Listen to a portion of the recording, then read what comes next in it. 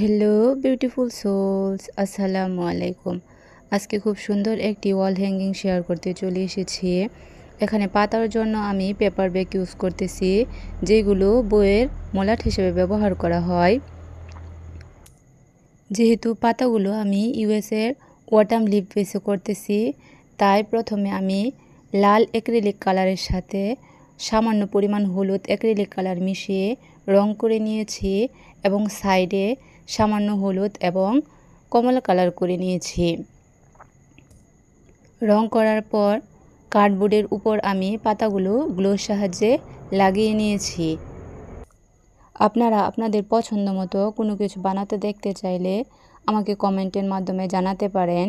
আর যদি ভিডিওটি ভালো লাগে অন্তত একটি লাইক দিয়ে যাবেন। আর নতুন নতুন ভিডিও পেতে চ্যানেলটি সাবস্ক্রাইব করে রাখবেন। ভিডিওটি দেখার জন্য অসংখ্য ধন্যবাদ।